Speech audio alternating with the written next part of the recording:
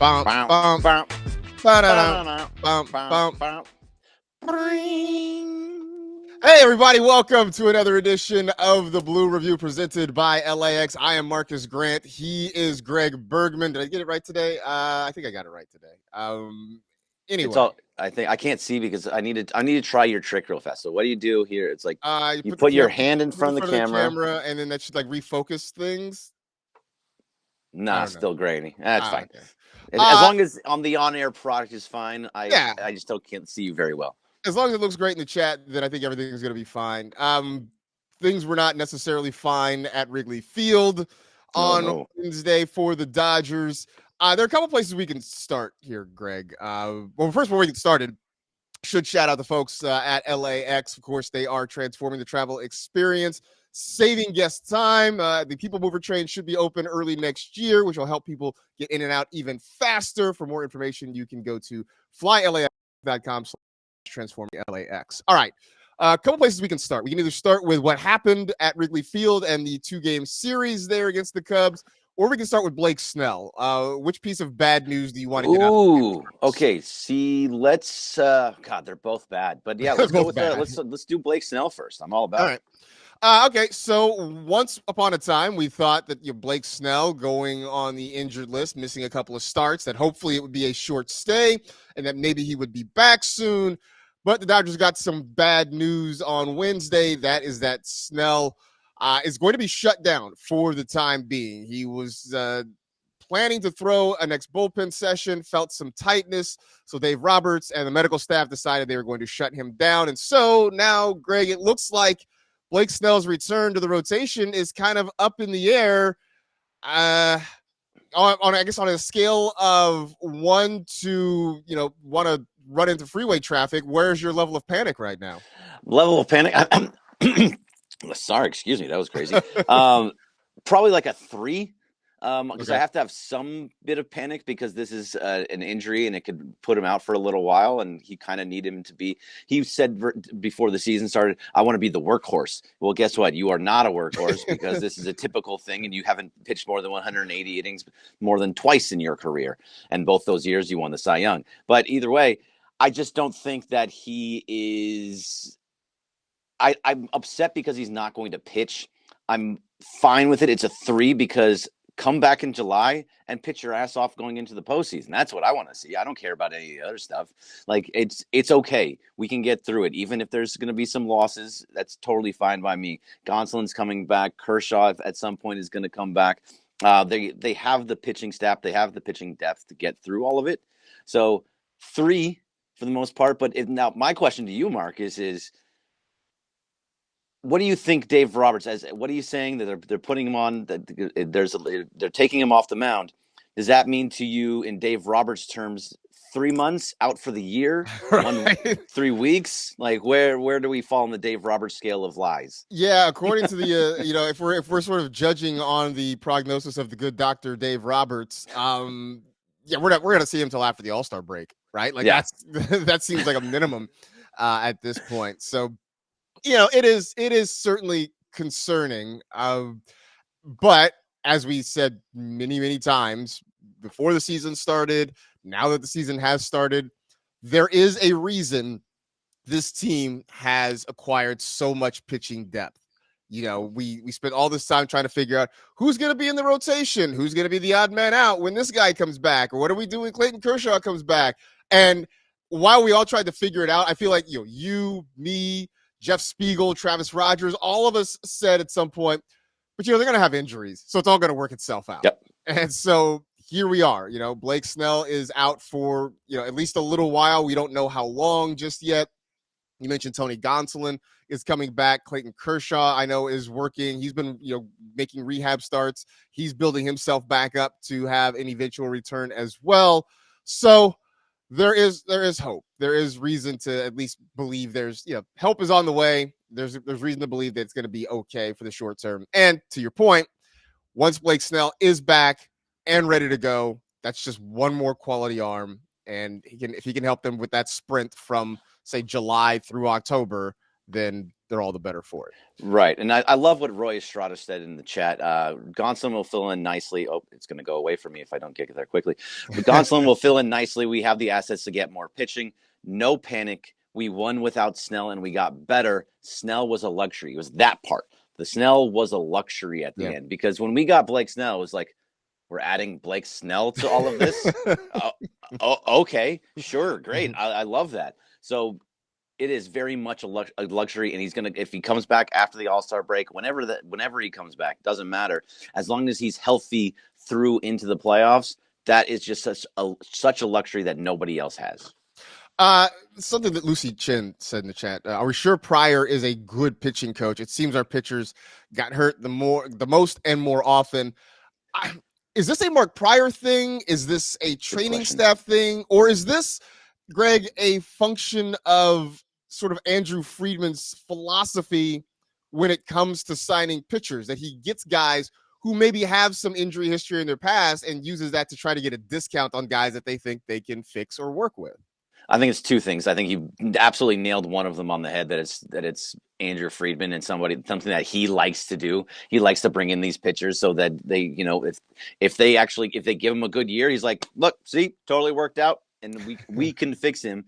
But it's also, I think it's just a philosophy on pitching in general. And it happens. This was a big story last year, was that it starts really early on with the way that the Dodgers even draft guys or bring in guys that go from single A all the way through triple A. In double A, they're throwing as hard as they possibly can with a ton of movement on it. That's kind of who they are. So they almost want that Tommy John, because they want to get through that Tommy John once or twice so they can have them be at their best later on.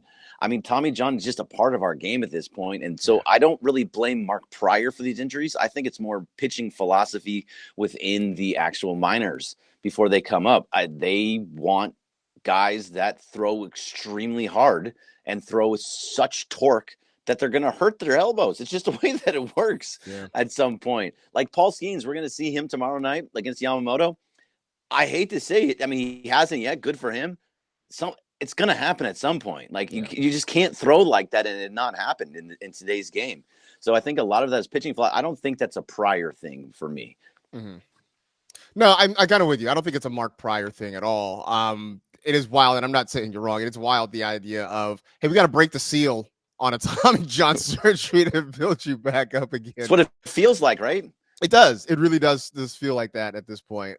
So we'll see, again, and this is not to suggest that, Snell is going to need TJ surgery. Certainly hope not, because that means he's certainly done for the year if that's the case. But this does seem to be kind of an ongoing thing with Dodgers pitchers at this point. So we'll see what happens in that regard.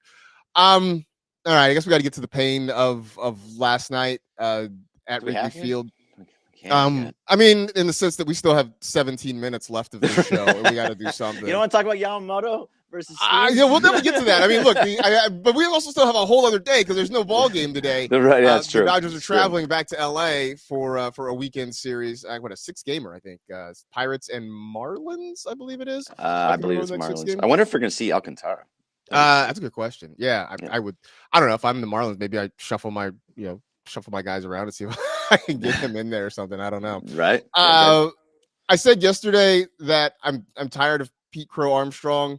I just want to reiterate that I'm tired of Pete Crow Armstrong, and I'm glad that we don't have to see him again. I mean, I don't know if this is like hometown guy trying to show out against his hometown team or what it is, but he's been, I was gonna say he's Diet Shohei, but he's Shohei against the Dodgers. He's been unstoppable against this team. So if we're looking at this right, this is going to be the next Christian Walker from the Diamondbacks. The Cubs, yes. He is the Dodger killer I thought it was going to be Michael Busch, but Michael Busch did not have a good series against the Dodgers. So in this one, he just destroyed them the last time they played.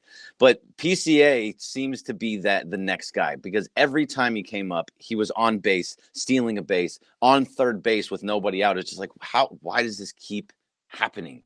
He is a very frustrating player. If you're a Cubs fan, you love this guy more than anything. If you're on the Dodgers or any other team, you're like, God, just make him go away. It's a great. I mean, give it up to the Cubs. They have built themselves quite the team. I actually think they're a very, very good team. Oh, they're a very good team. They're an incredible offensive club. We talked about that yesterday, all the runs that Yep. they have scored. They do have some bullpen issues, but that feels like a thing that you can sort of work out over the course of the season. Either, you make some moves and bring in some guys. Maybe there's some guys, I don't know their farm system. I don't know if there's some guys down below that they can bring up, but that seems like a fixable issue. But man, this team can score runs. And really, Greg, they did it in 2 innings. That was it. They scored their Yep. 7 runs Yep. in 2 innings. They got 3 on Noah Davis. Then Jack Dreyer had his worst outing so far this season. Just struggled with command, gave up 4 runs, and that was enough for the Cubs last night. Yeah, and just to go back to Pete Crow Armstrong for just a second, because I looked it up, he has a 350 batting average with 14 hits, 4 home runs, 12 RBIs, 7 runs scored in 10 games against the Dodgers in his career. That's it. It seems like more though. It seems like more, and then that doesn't even factor in the couple of home runs or the big catches he made. Remember last year at Dodger Stadium, where diving catches against the wall. Everything hit even remotely towards center field. That dude was all over it. So he just look. Some guys just love playing against some teams. It's apparent that Pete Crow Armstrong loves playing against the Dodgers. Yeah, seriously. In Japan, he didn't do that much, and I was like, okay, look, maybe he's not so great. That was wrong. That was wrong. But to go back to it, Jack Dreyer, I was actually really disappointed to see Jack Dreyer. I mean, I think Jack Dreyer is a fantastic pitcher. I think he's going to be a massive piece for this bullpen. I think it's just you can chalk it up to one of those days that he just didn't have it. Which seems to happen at Wrigley for some of these Dodgers. Like Dustin May didn't have it. Jack Dreyer didn't have it. Tanner Scott didn't have it. Alex Vesia didn't have it. Like something is happening there with maybe it's the wind and it's blowing out, whatever it happens to be. Jack Dreyer is going to be a huge part of this bullpen, and to have him blow up a little bit, he had 3 straight walks at one point in that. That's unacceptable on every single term. Like we talk so much about how this team walks too many guys. If you walk 3 guys back to back to back, you're putting yourself into massive, massive trouble.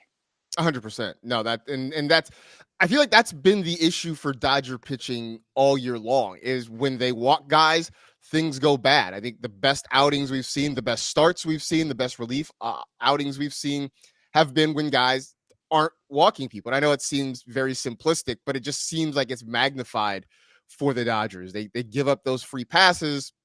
Next thing you know, somebody is getting a big hit somewhere or hitting a home run, and like those solo shots become 2 and 3 run home runs instead, and it's made life difficult on them. So I'm not taking too much away from what we saw from Dreyer. I'm with you that I think it just was a bad day for him, and we're going to kind of leave it at that. So we'll see next time he gets the ball how he responds. But they faced a really good offensive team. They lose the 2 in Chicago. They lose the season series, which is weird to say on April 24th that the season series is over with the Cubs. But that's it's not. Yeah, it's not just us, by the way, too. It's the Cubs have played, I think, out of like 17 of their games is the Dodgers, Diamondbacks, and Padres. Yeah, they're just beating the NL West over and over and over again. So they're basically done with the NL West on April 24th. So they take season series for a lot of these teams that matters when it gets to playoff time. That they take all these series in April. That's a huge win for them. That's a huge win for them, especially they see the Dodgers early in the season when this team, we keep saying it, still has not played their best baseball, right? We expect them to be a lot better going forward. We'll see what that means for them. And, but obviously if they're going to see the Cubs again at this point, it's going to be in the postseason.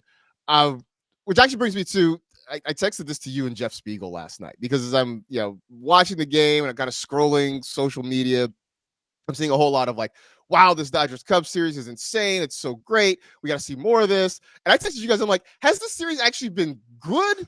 Or is it just a lot of offense and fairly close games? Because I don't know that it was a well-played series. Like, I don't think the pitching was great. I think defense was shaky on both sides. It's just that it seemed like every game generally came down to the last couple of innings. It seemed like your classic heavyweight fight, right? Like it's that your offense, it was offensive based. Mm-hmm. Like the guys were getting big hits. Guys were, for them, they were stealing bases, getting late inning home runs. It was exciting in the fact that there was a lot of runs being scored. If you like pitching, you hated this series. If you don't like pitching, you loved this series. That's just kind of the way that it goes. I think there's a lot of positives in all of this too, and it clicked in my head when I saw Roy Estrada say something in the chat. Which, good job, Roy. You're putting out some good points out there today. I'm enjoying it. They got to Imanaga. They got to Boyd. I think those are two big things that are important to all of this. So they're getting hits. They actually showed in the series that they can hit, and they put up runs. They put up 16 runs in the series, and they lost both games. Yeah. Like, for the most part, if they put up 16 runs in 2 games, you expect them to win 2 games, right? Yeah. So I think you just ran into a team that was super hot at the right time and got big hits and had late inning home runs and did all the little things that they had to do to steal bases and get guys home. It was just a really, really entertaining series. And at this point, if they look like this in the postseason, I don't want to see them. I'm not afraid of them. It's more, I don't want to see that team that's running all over the place. I think that's the thing, is that, like, you know what? I would prefer to avoid the Cubs at this point, just because of what we saw from them so far this season. You talked about stolen bases. I just looked. The Cubs lead the majors with 40 stolen bases, and they now, I don't think there's anybody really close. The next closest are the Brewers at 34. They are just stealing everything but the light switch covers. But it also seems like Dodger pitchers are getting run on a lot. And I know you mentioned this about Will Smith maybe a week or so ago, that he's not throwing guys out at the same clip that he was last year. They took a couple off Austin Barnes last night. And what I'm noticing is a lot of those throws down to second aren't even really close, which is telling me they're stealing a lot of these off the pitching staff. And I don't know what to do to change that. We talked about Mark Pryor. That feels like a Mark Pryor thing, doing something to throw off the runner's timing or something, because it just seems like teams have figured something out when it comes to stealing bases against the Dodgers. Yeah, no, you're right. It is because, and also something I've noticed, I think when we did talk about it last week or 2 weeks ago, whatever the hell it was. Will Smith, when he was throwing, I noticed that he was throwing closer towards towards first base. So he's throwing, like, I guess that's down the line, because up the line would be the other way, down the line a little bit, so that when you catch the ball, you're coming down on towards the top of them before the foot comes in. That's what was happening. Now Smith is throwing it right at the base, so you're almost like waiting for the foot to come in for the tag. I don't know if that's the thing, but that seems to be, it's something that was different from last year when he was getting a lot of guys out to this year where he's not. He also has started to pick that up a little bit. I think he's thrown out like 2 of his last 3 batters or base runners. So he has been starting to get a little bit better. Austin Barnes is never going to be that guy. But I agree with you that is a pitching staff thing too. Maybe these guys are just not checking on first base as much as they need to, or not paying attention to it, or when you have a guy like PCA on, throwing a pitch that is not going to be a looping curveball or a changeup to allow you have to get the ball to the catcher in a quicker manner to be able to have a chance to steal to get the base runner, unless it's that guy that tried to steal third base and just what was that? Right. What was that? So that dude is super fast. I forget his name right now, but he's super fast. He's below 50%. He gets thrown out a ton. It's really weird. I think it's a good reminder too that, like, if being fast definitely helps you steal bases, but it's not the only thing that helps you steal bases. In fact, I remember, was it like 2-3 years ago? Wasn't Freddie Freeman like the team leader in steals? Yep. He had like 22 stolen bases and he led the team. Yeah. Yeah, I mean, nobody is going to mistake Freddie Freeman for Usain Bolt, but he knew when to run and how to do it, and he figured out how to pick his spots well. And so, yeah, being fast definitely helps. And I'm sitting here filibustering, trying to figure out the guy who got Brujan. Brujan, that's right. God, jeez, he was super fast, but just slid so far past because he was too fast. Apparently, Miguel Rojas is sitting there like, all right, well, I've already tagged you. So I'm stand. Right.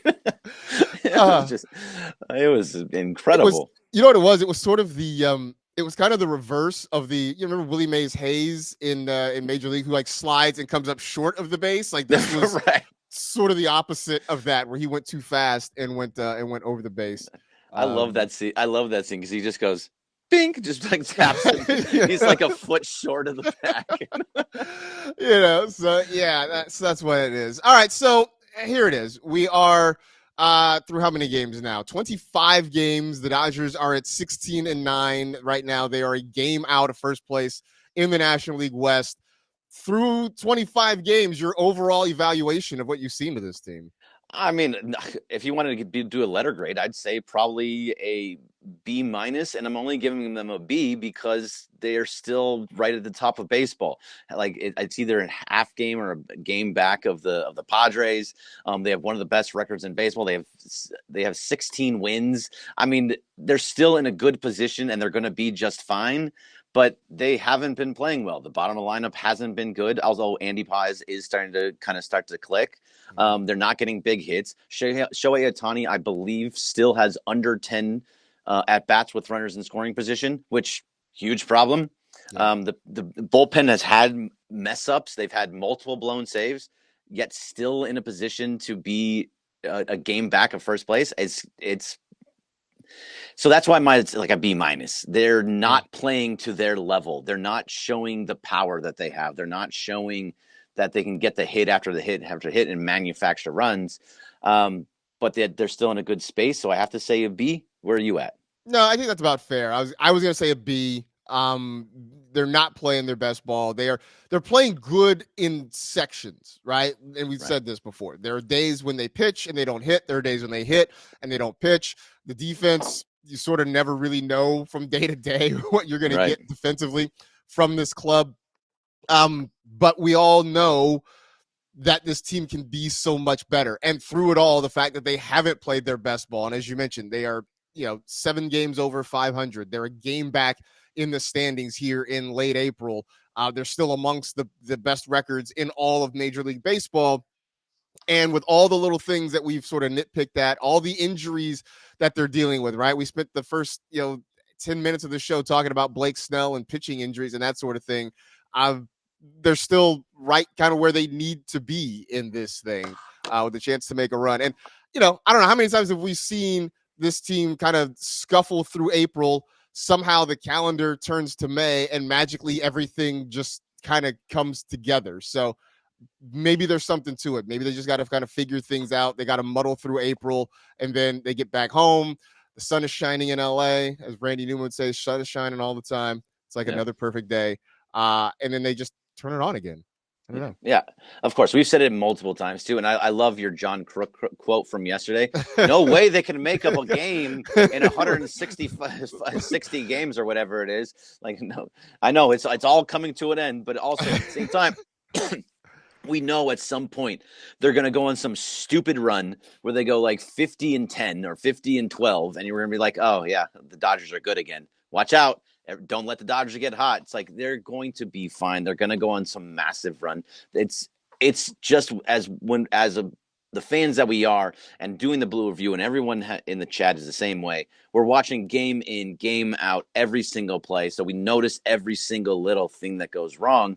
So we also just want to be like, hey, that needs to be fixed for October, and not really realizing it's April 24th. Right. There's still a long ways down the line. They haven't started clicking. Not everybody's healthy. Once they get to that spot, they'll be just fine. I have zero doubt in my mind. Same with you. Same with me. Exactly. Also, it's going to help after today. They get a stretch of 12 straight games against teams with losing records right now. Yep. So 3 with the Pirates. Watch it happen. 3 with the Pirates, 6 with the Marlins, and then 3 with the Braves sprinkled in there as well. So a good chance for them to sort of get healthy, both offensively, pitching-wise, defensively as well. So keep an eye out for that. Anyway, in the meantime, keep an eye out. Travis and DeMarco coming up right after us here on the ESPN LA YouTube channel. We appreciate you hanging out with us in the chat. We appreciate folks at LAX for helping us put this together. Shout out to Graham Metzger for getting us up and on the interwebs today. Appreciate you. Absolutely. So be sure to tune in tomorrow. Greg, I know you won't be here, but Jeff Spiegel will be sitting in. So we'll talk to Jeff about his thoughts with the Dodgers. Maybe get his thoughts on guys who hit dingers and all that kind of stuff as well. So stick around tomorrow for another edition of the Blue Review, 8:30 to 8:55 here on the ESPN LA YouTube channel. Travis and DeMarco coming up next. We'll see you tomorrow. See you.